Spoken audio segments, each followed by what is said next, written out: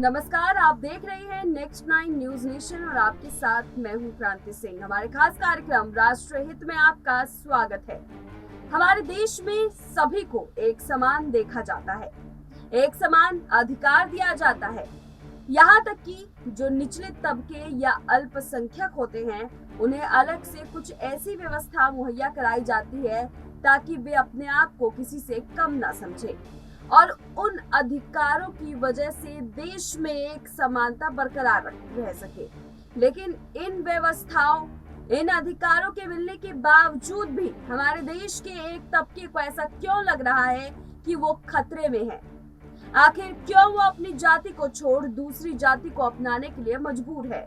आखिर ऐसा उनके साथ क्या हो रहा है जिसकी वजह से वे देश के अभिन्न अंग होने के बावजूद भी अभी तक पिछड़े ही हैं? आखिर क्यों वे लोग बाकी जातियों के साथ कंधे से कंधा मिलाकर नहीं चल पा रहे हैं? आज हम बात करेंगे हमारे देश के विभिन्न जातियों में से एक दलित जाति के बारे में और टटोलेंगे उन सभी पहलुओं को जिससे कि देश का अभिन्न अंग होने के बावजूद दलित समाज अपने आप को सबसे अलग क्यों मानता है। आखिर कैसे दलित समाज अत्याचार का शिकार हो रहा है?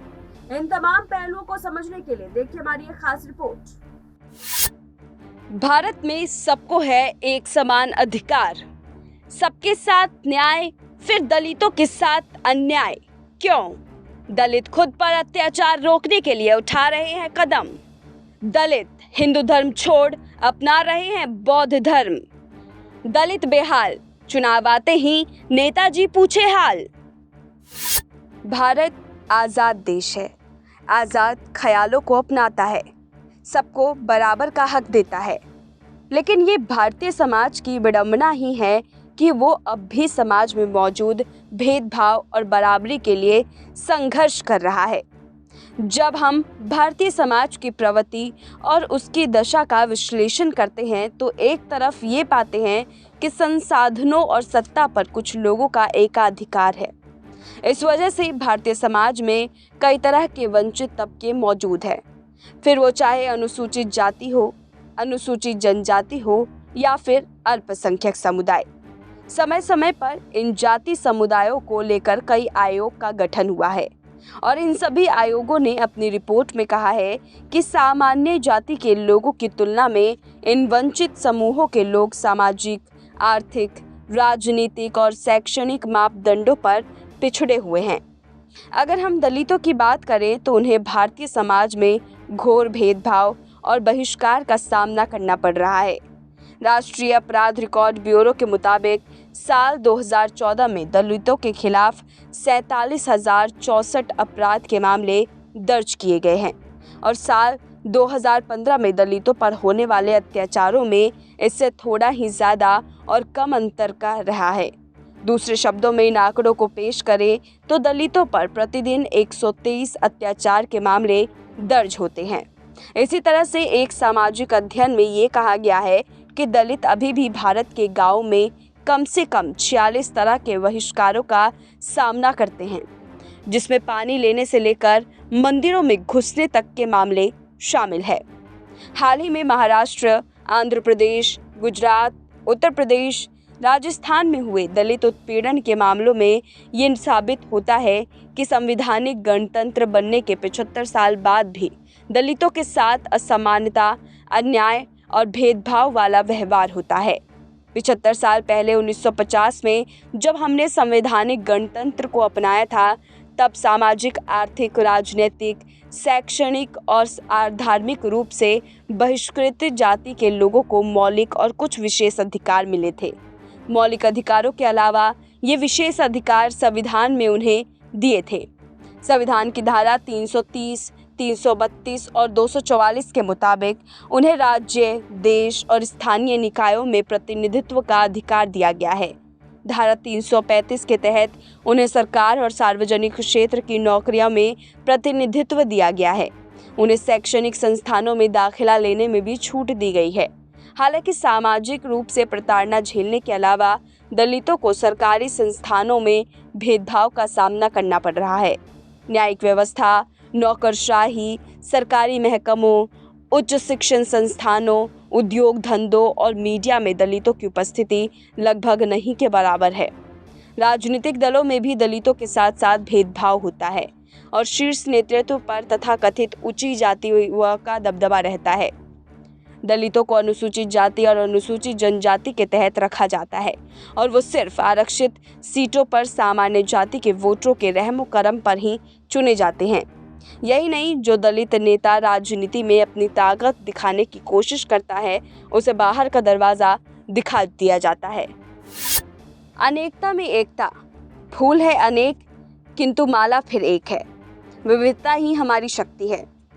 ये नारे उन राजनेताओं लोगों ने गढ़े थे जो चाहते थे कि संतरा एक रहे। अब आप सोच रहे होंगे कि हम संतरे की बात क्यों कर रहे हैं, तो आपको बता दें कि भारत एक संतरे की तरह है। इसकी सारी फाके अलग अलग तो है ही, अलग अलग आकार प्रकार भी है। उनके दुख सुख और चाहत नफरत एक नहीं है। कोई फाक रस से भरी, कोई सूखी और कोई बहुत बड़ी तो कोई बहुत छोटी है।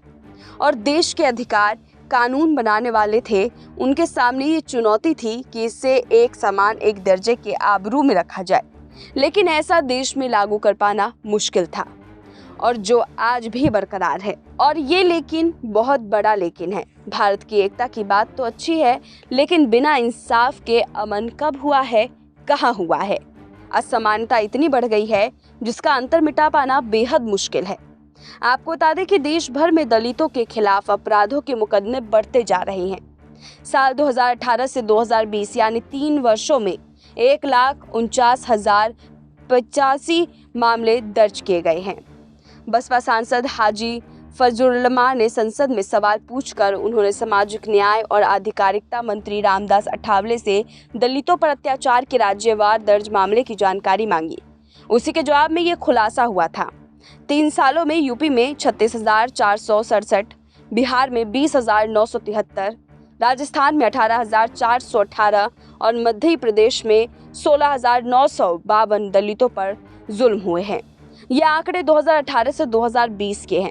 हालांकि मंत्री द्वारा 2021 और 2022 के आंकड़े नहीं दिए गए हैं, जो कि ज़्यादा भयावह हो सकते हैं। चलिए गांव में दलितों की क्या स्थिति है उससे रूबरू करवाते हैं। उत्तराखंड का बजेती गांव एक विरोधाभास है। यहाँ दलितों की बहुमत आबादी होने के बावजूद कुमाऊं के इस गांव में व्यापक रूप से अस्पृश्यता या छुआछूत अभी भी जारी है। पिथौरागढ़ के निकटवर्ती शहर में दलित आयकर और संविधान निर्माता BR अम्बेडकर की कई मूर्तियों पर विचार करना भी एक विरोधाभास लगता है। केंद्रीय मंत्री रामदास अठावले ने बाबा साहेब अम्बेडकर का जिक्र करते हुए एक बयान दिया था। उन्होंने कहा, बाबा साहेब अम्बेडकर ने बौद्ध धर्म तब अपनाया जब उन्हें पूरी तरह भरोसा हो गया था कि दलितों को हिंदू धर्म में न्याय नहीं मिलेगा। लाखों दलितों ने भी धर्म परिवर्तन किया।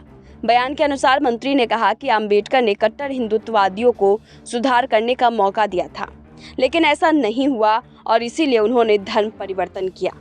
इसके साथ ही अठावले ने कहा कि सभी दलित अपने पर होने वाले अत्याचार को रोकने के लिए हिंदू धर्म छोड़ दे और बौद्ध धर्म अपना ले।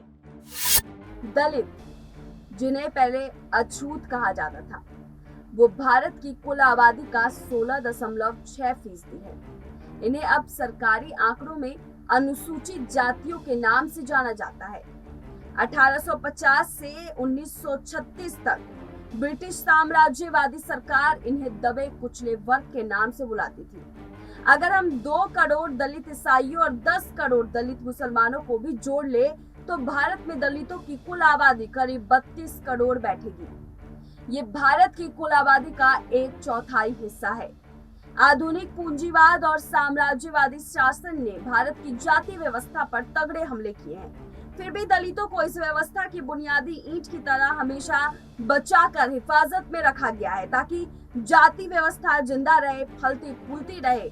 दलितों का इस्तेमाल करके ही भारत के संविधान में जाति व्यवस्था को जिंदा रखा गया है। लेकिन अब जरूरी है कि इस व्यवस्था को लेकर आवाज उठाई जाए। इसके खिलाफ उन तमाम मुद्दों को उठाया जाए जो दलित समाज को पिछड़े वर्ग में घोषित करने पर तुली हुई है। इन सभी चीजों से तभी निजात मिल पाएगा जब दलित समाज को समान हक, समान अधिकार और न्याय मिलेगा। हमारा ये आज का स्पेशल रिपोर्ट आपको कैसा लगा हमें कमेंट करके जरूर बताइएगा। हम राष्ट्रीय हित में हम कल फिर लौटेंगे एक नए एपिसोड के साथ। तब तक मुझे दीजिए इजाजत। नमस्कार।